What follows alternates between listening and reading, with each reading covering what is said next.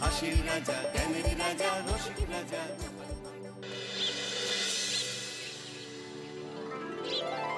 সত্যি এই বছর আমাদের কৃষ্ণনগরে ঠাকুর মুখ তুলে চেয়েছেন। হ্যাঁ মহারাজ, ধান একেবারে পরিপূর্ণ হয়েছে। তা কবে ধান কাটা হবে পুটির বাবা? ধান তো একেবারে পেকেই এসেছে, সপ্তাহখানেকের মধ্যে ধান কাটতে হবে। বেশ বেশ, তাহলে তো ভালোই হলো। এই মাসের শেষের দিকেই তো নবাব বাহাদুরকে শস্যের খাজনা পাঠানোর কথা। হ্যাঁ মহারাজ, এবারে নবাব বাহাদুর খুশি হবে। ঠিক বলেছ গোপাল।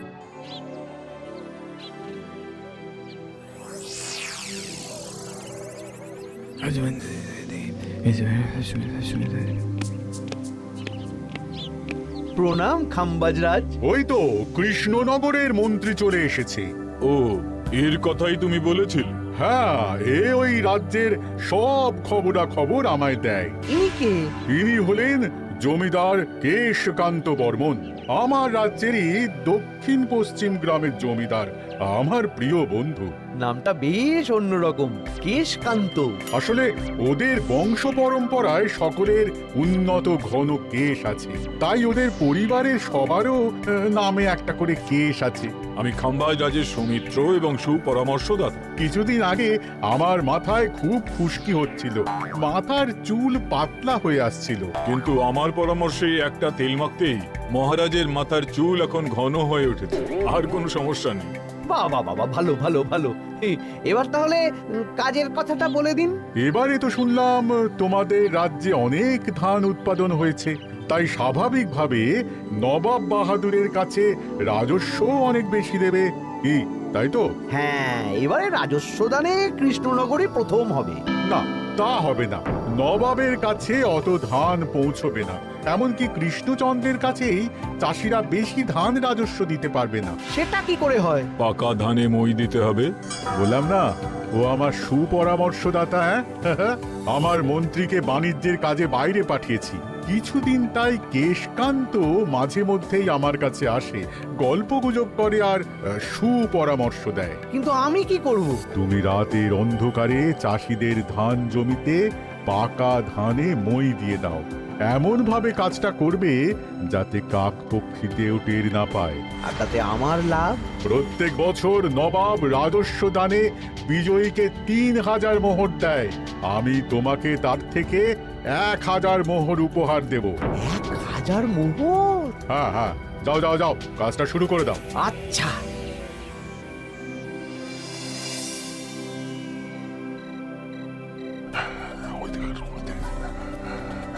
তাহলে আর দেরি কেন, মন্ত্রীমশাইয়ের কথা মতো কাজ শুরু কর। হ্যাঁ চল।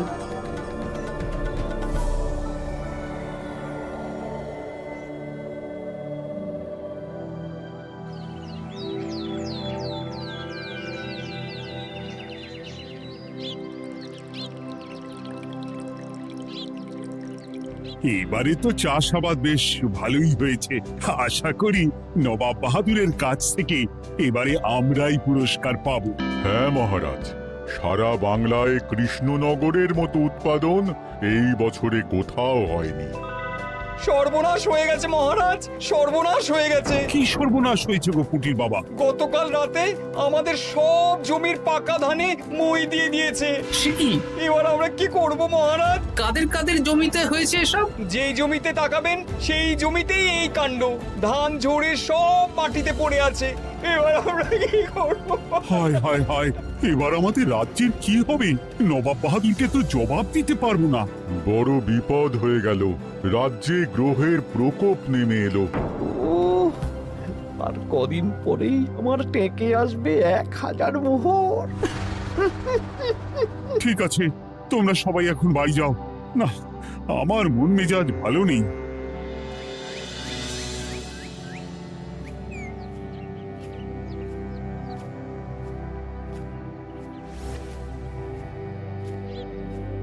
ওগো, তুমি শুনেছো কি হয়েছে? পুটির মা হাউ হাউ করে কাঁদছিল গো।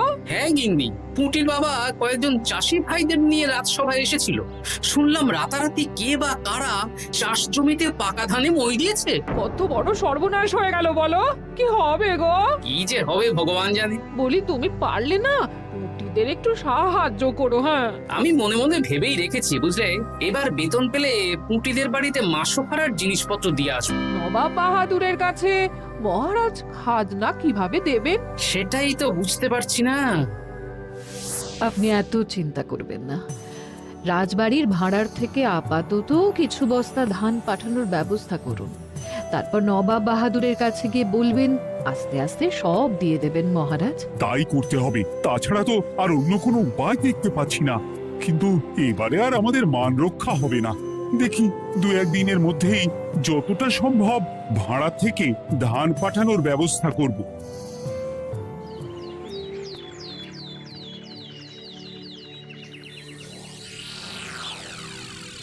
এই বছর 10,000 বস্তা ধান রাজস্ব এসেছে খাম্বাজ রাজ্য থেকে, 7,000 বস্তা ধান এসেছে বর্ধমান রাজ্য থেকে, আর মাত্র 100 বস্তা এসেছে কৃষ্ণনগর থেকে। তাই এই বছরের বিজয়ী রাজ্য হচ্ছে খাম্বাজ রাজ্য। খাম্বাজ রাজ্যের রাজার হাতে 3,000 মোহর উপহার হিসেবে তুলে দিচ্ছেন।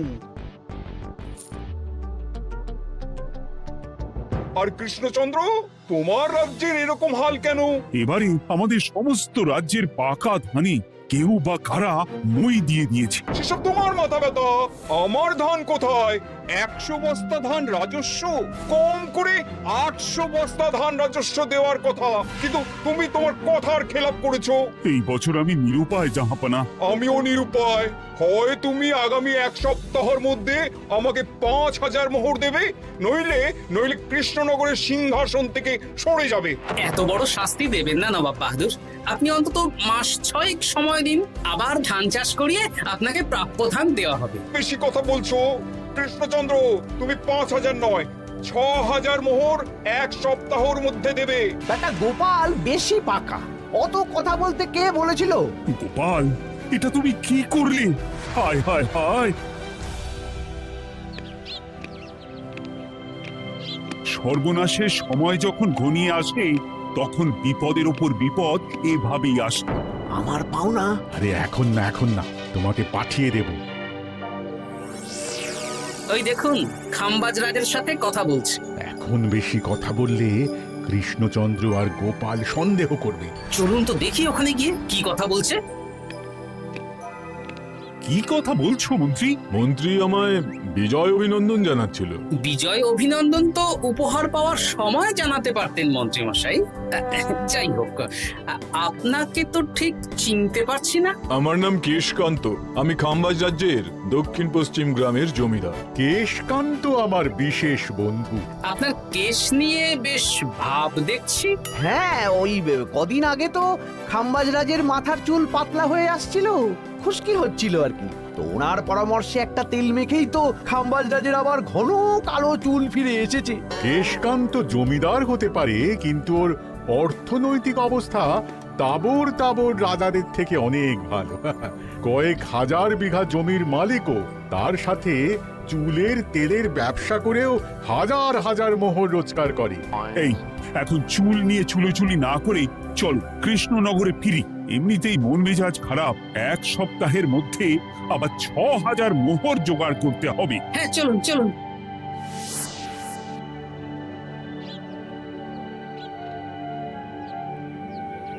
আচ্ছা মন্ত্রীমশাই, আপনি এই কেশকান্ত জমিদারের ব্যাপারে এত কিছু জানলেন কি করে?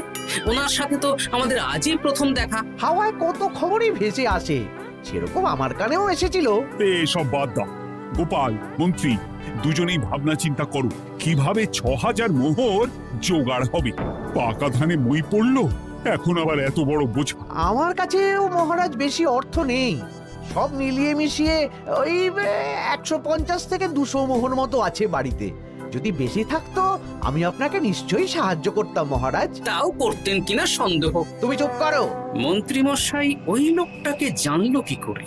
এই লোকটাকে তো আগে দেখারই কথা না। না, ব্যাপারটা নিয়ে ভাবতে হবে। চলুন চলুন।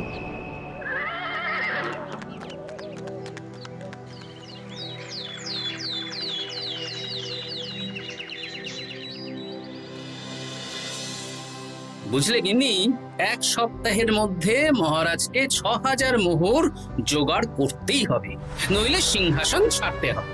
এখন কিন্তু আমাদের উচিত মহারাজের পাশে দাঁড়ানো। কিছু ভেবেছো কি? আপাতত আমার বিয়েতে পাওয়া আংটি বন্ধক রাখবো, আর তুমি যদি হ্যাঁ হ্যাঁ, আমার যে দুটো গয়নাগাটি আছে ওগুলো বন্ধক রাখো, পরে আস্তে আস্তে ছাড়িয়ে নেবো খন। দেখি বাকি সভাসদদেরকেও বলবো, যে যতটা পারে, তারপর ভগবানই ভরসা।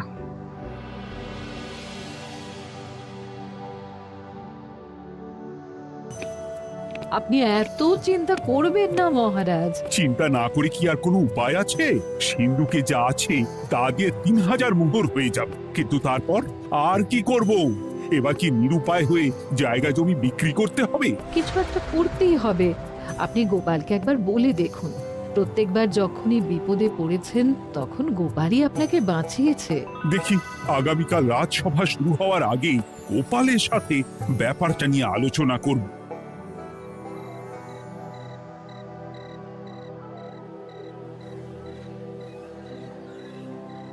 এই যে শেখরা, কি করছো? এই তো, বলুন। শোনো, আমার গিন্নির জন্য একটা হীরের হার বানাতে হবে, ওই ১,০০০ মোহরের মধ্যে। ১,০০০ মোহরে তো হীরের নাক, কান, গলা, হাত, পা সব গয়না, এই সব গয়না হয়ে যাবে মন্ত্রী মশাই। তাহলে বানাও, এই নাও ১,০০০ মোহর। ওরে বাবা, মন্ত্রী মশাই ১,০০০ মোহর? এই মন্দার বাজারে এত মোহর কোথায় পেলেন? গতকালই তো বললেন আপনার কাছে ১৫০ থেকে ২০০টা আছে। সে যেখান থেকেই পাই তাতে তোমার কি? না, আমার কিছু না শেখরা, আমি কয়েকটা গয়না বন্ধক রাখবো। দেখি কি আছে। এই সব মিলিয়ে এতে আমি ১৫ মোহর দিতে পারবো। বেশ, তাই দাও। আমি আমি ধীরে ধীরে শোধ করে গয়নাগুলো ছাড়িয়ে নেব। হ্যাঁ, মন্ত্রীর ব্যবহারগুলো বেশ সন্দেহজনক লাগছে। দেখি গুপ্তচরকে কাজে লাগাতে হবে, মন্ত্রীর পিছনে ছায়ার মতো লেলিয়ে দিতে হবে।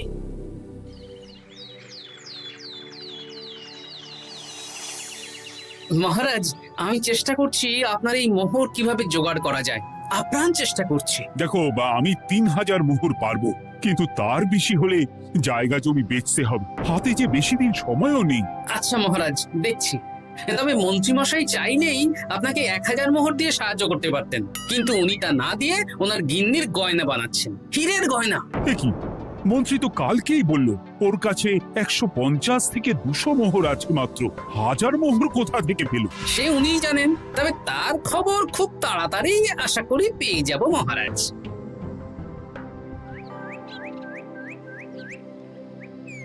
কাজটা একদম ঠিক করলেন না মন্ত্রী মশাই। আপনার কথা শুনে আমরা সবার জমির পাকা ধানে মরে দিলাম, কিন্তু আমরা একটা পয়সা পেলাম না। আপনি যে এই কাজ করার জন্য খাম্বাজ রাজার কাছ থেকে ওই ১,০০০ মোহর উপহার পেলেন, সেটা দিয়ে গিন্নির গয়না বানাতে দিলেন, কিন্তু আমাদের বেলায় লবডঙ্কা। তোদেরকেও দেবো, একটু সবুর কর, আগে গিন্নির মাথাটা ঠান্ডা করি।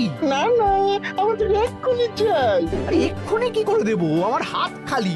আচ্ছা আচ্ছা, ঠিক আছে, এই নে ২ মোহর ধর, ২ ভাই ভাগ করে নে, পরে আরো দেবো।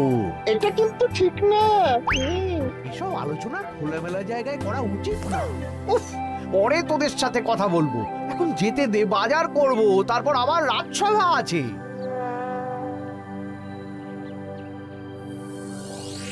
আচ্ছা, এই ব্যাপারটা মহারাজকে আর গোপাল দাদাকে জানাতে হবে।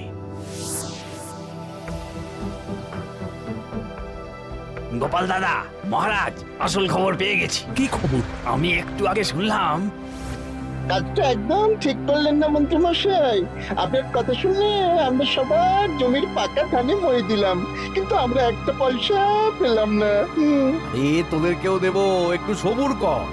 মন্ত্রী, আমি না তোমাকে মেরেই ফেলবো। মহারাজ, মন্ত্রী মশাই এখানে গৌণ, উনি অর্থের লোভে এসব করেছেন, আর ওনাকে দিয়ে করিয়েছেন খাম্বাজ রাজ। হ্যাঁ, যাতে এবারে বিজয়ী হতে পারেন। তাই আপনি এই খবর ৫ কান করবেন না মহারাজ। আমি খাম্বাজ রাজ আর ওই কেশকান্তর কাছ থেকে ক্ষতিপূরণ ঠিক আদায় করে আনব। কিন্তু কিভাবে? শুনুন তাহলে।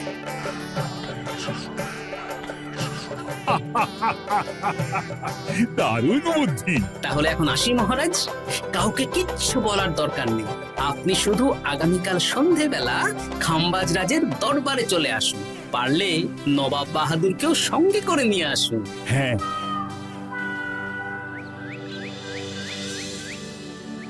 প্রণাম খাম্বাজ রাজ, কে আপনি?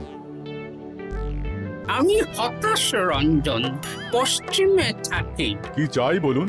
কিছু চাই না, তবে একটা কথা শুনলাম তাই বলতে এলাম। কি কথা? আমি শুনলাম মহারাজ আপনার মাথার চুলগুলো সব নকল। আমার এত সুন্দর চুল সব নকল? ফাজলামো হচ্ছে। আমি যদি প্রমাণ করে দিই আপনার চুল নকল, তাহলে কি? তাহলে আপনি আমাকে 100 মোহর দেবেন, আর প্রমাণ না করতে পারলে আমি আপনাকে 100 মোহর দেব। বেশ, দেখো, এক্ষুনি দেখো, আমারই তো 100 মোহর লাভ হবে। এখন না, এখন না, আজ সন্ধেবেলায়। বেশ বেশ, তখনই এসো। এবারে জমিদার কেশকান্তর বাড়ি যেতে হবে।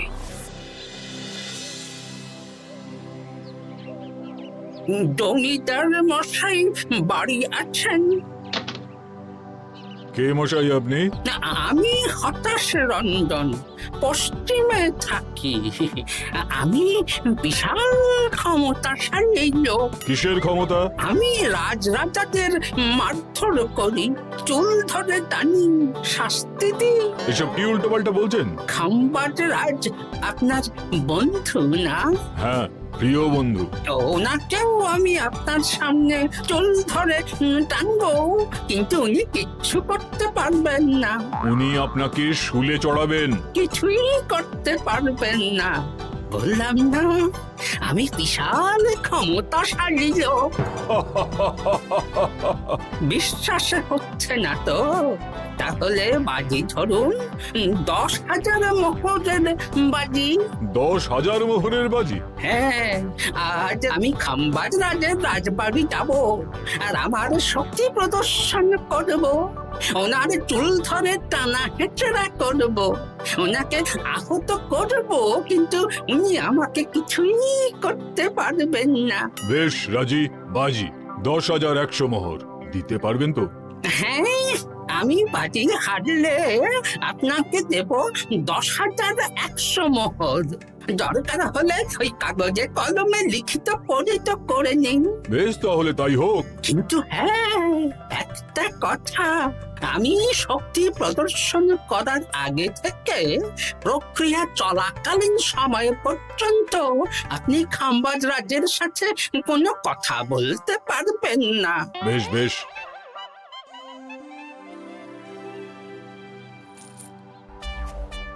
তাহলে শুরু করি। শুরু করো। এবার আমি প্রমাণ করেই ছাড়বো।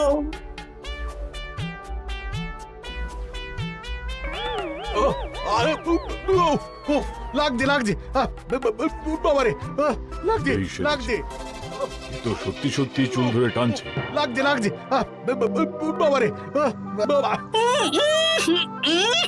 ওরে বাবা রে বাবা, কি শক্ত! এ কি, খাম্বাজরাজ কিছুই তো বলছেন না? তাহলে কি আমি হেরে গেলাম? না না খাম্বাজ রাজ, আমার ধারণা ভুল, যা শুনেছি তাও ভুল। এবার বিশ্বাস হলো তো? দাও দাও, এবারে 100 মোহর দাও।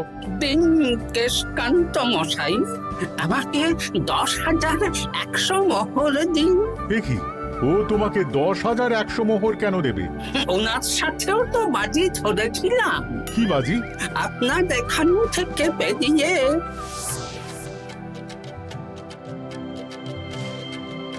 এবারে দিন তো দেখি, সব কাগজ কলমে লেখা আছে।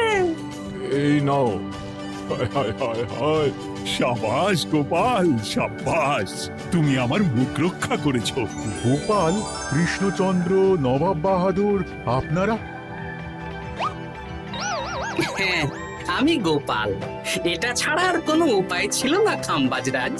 আপনি আমাদের মন্ত্রীর মাথা খেয়ে যে জঘন্য কাজটা করিয়েছেন সেটা তো আর প্রমাণ করতে পারতাম না, তাই ছলে বলে কৌশলে আপনার প্রিয় বন্ধুর কাছ থেকে আদায় করে নিলাম।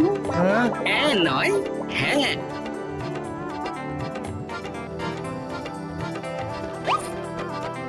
এই নিন মহারাজ। এতে কত মোহর আছে? 10,100 মোহর। এর থেকে 100 খাম্বাজরাজকে দিন, 6,000 নবাব বাহাদুরকে, আর বাকিটা আপনার কাছে রাখুন। এত ধান নষ্ট হলো।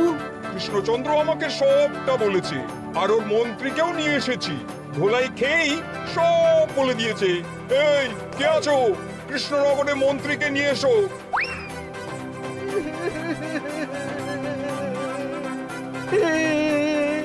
মার খেয়ে আমি সব বলে দিয়েছি খাম্বাজরাজ। উদ্ধার করে তো জাহাপানা, আমাকে ক্ষমা করে দিন। এর কোনো ক্ষমা নেই। তোমাকে আমি কারাগারে বন্দি করব। হায় হায় হায়, সামান্য টাকার লোভ করতে গিয়ে পুরো মাঠে মারা গেলাম।